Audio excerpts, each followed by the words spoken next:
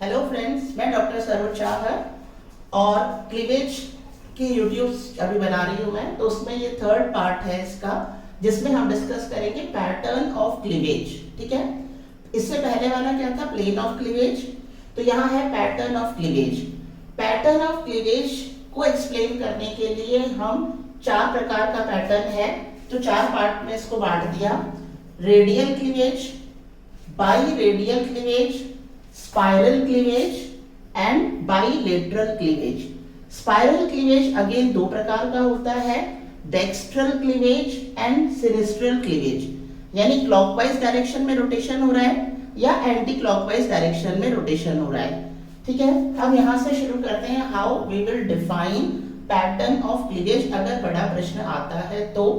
सबसे पहले हम लेते हैं रेडियल क्लीवेज। तो रेडियल क्लीवेज में हमें क्या करना है, हमने ये जाइगोट बना दिया। ये फर्स्ट क्लीवेज फरो है, फर्स्ट क्लीवेज फरो के 90 डिग्री पर सेकंड है, सेकंड के 90 डिग्री पर थर्ड क्लीवेज फरो होगी और थर्ड के 90 डिग्री पर फोर्थ क्लीवेज फरो होगी। आप समझ रहे हैं क्या बोला है मैंने, यानी क्रमिक विदलन खांच, क्रमिक विदलन खांच सीधी होती है और पहली वाली खांच दूसरे वाले खांच के परपेंडिकुलर होती है। दो चीजें हमें इसमें मेंशन करनी है। क्लीवेज स्ट्रेट है, सीधा है विदलन।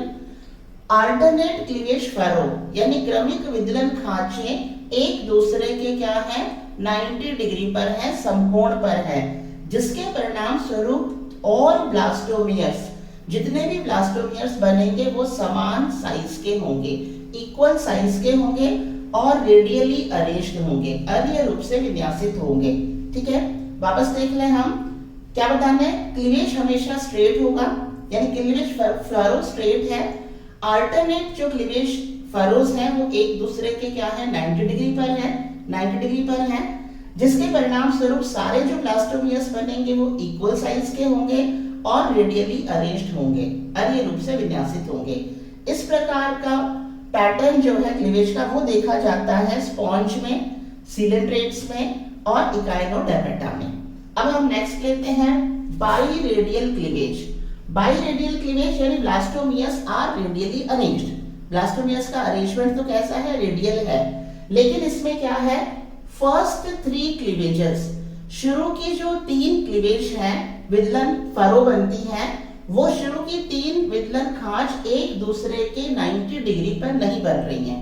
यहाँ पर क्या था, हर खांच जो है वो क्या है, एक दूसरे के बाद में क्या है, 90 डिग्री पर जा रही है। लेकिन यहाँ का है शुरू की जो 3 क्लीवेज फरो हैं, first 3 cleavage furrows are not perpendicular to each other, एक दूसरे के 90 डिग्री एंगल पर नहीं है, जिसके कारण से जो ब्लास्टोमियर्स बनेंगे वो ब्लास्टोमियर्स अपने आप को 2 रोज में व्यवस्थित कर लेते हैं, 2 कतारों में व्यवस्थित हो जाते हैं और जो दोनों कतार के ब्लास्टोमियर्स हैं वो जस्ट एक दूसरे के ऊपर हैं।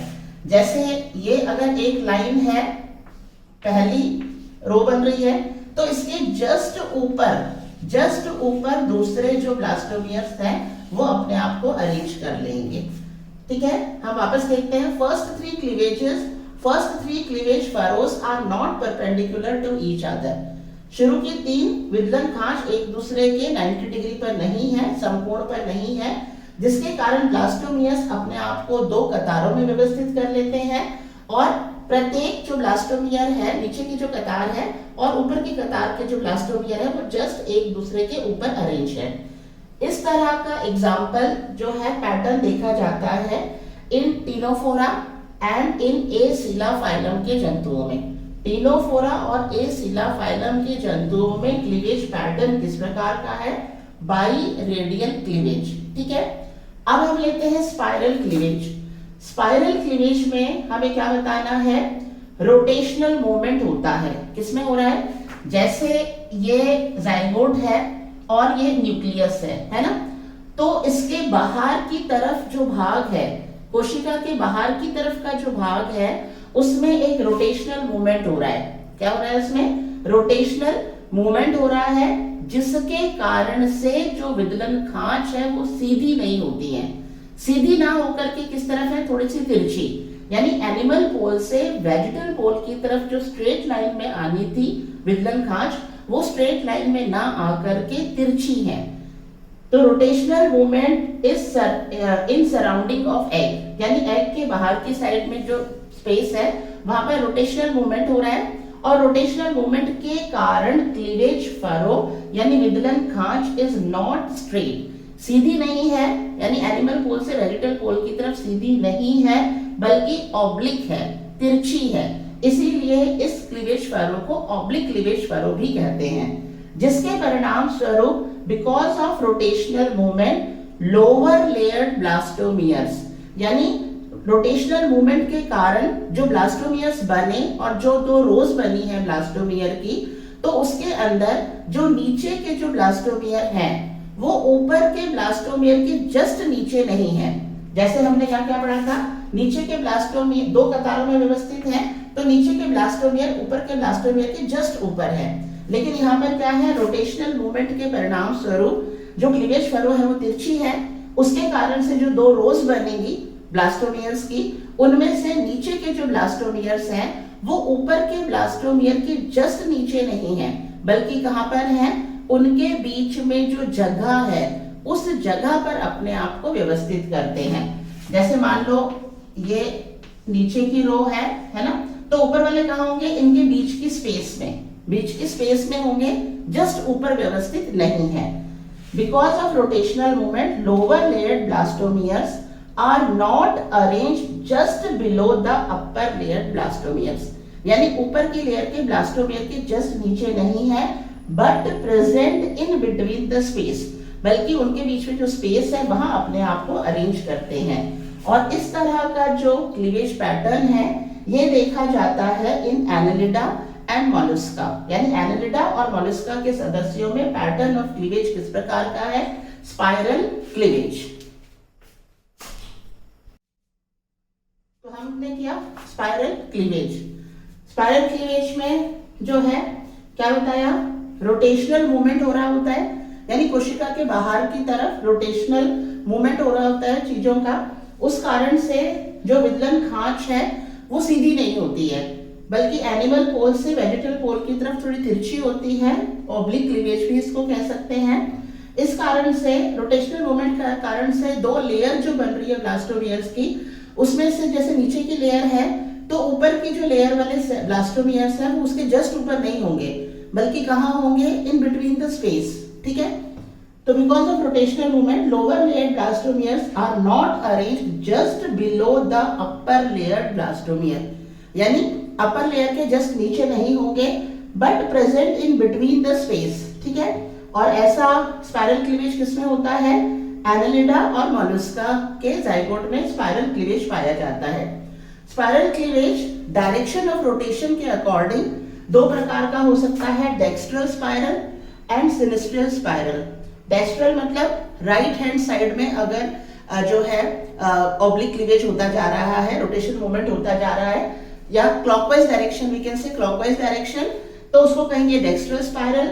अगर सिनिस्ट्रियल मतलब लेफ्ट हैंड साइड में, और हम कह सकते हैं कि एंटी क्लॉकवाइज डायरेक्शन में अगर रोटेशनल मूवमेंट होता जा रहा है, यानी ऑब्लिक क्लीवेज जो है वो लेफ्ट साइड की तरफ होती जा रही है, तो then it is known as sinistral spiral cleavage.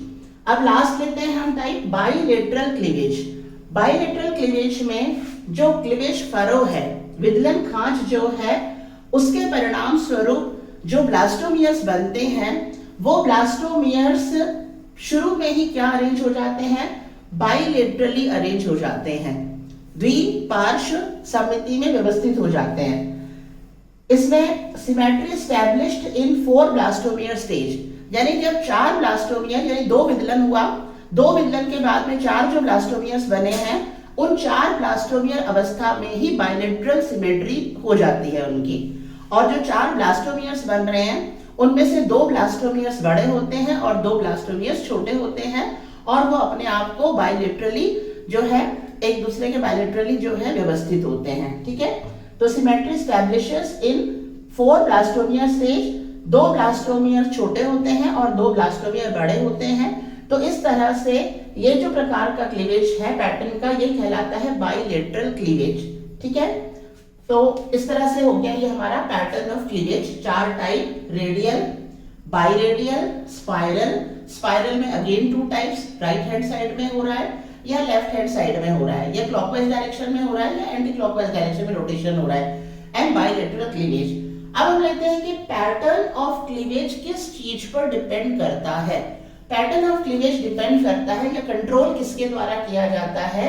It is controlled by योग अमाउंट एंड योग डिस्ट्रीब्यूशन, यानी जाइगोट के अंदर या एग के अंदर योग की कितनी मात्रा है, पीतक की कितनी मात्रा है और पीतक का वितरण किस प्रकार का है, डिस्ट्रीब्यूशन किस प्रकार का है, ये चीज कंट्रोल करती है पैटर्न ऑफ क्लीवेज। उसके साथ साथ में स्पिंडल फाइबर जो बन रहे हैं, ठीक है, तो ये तीनों चीजें मिलकर के कंट्रोल कर रही है पैटर्न ऑफ क्लीवेज को।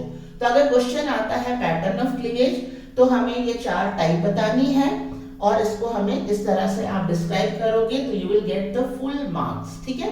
That's all about the topic. इसका अगला जो वीडियो बनाऊंगी मैं क्लीवेज पर ही बेस्ड है और वो क्लीवेज का लास्ट वीडियो होगा, वो होगा टाइप्स ऑफ क्लीवेज, ठीक है।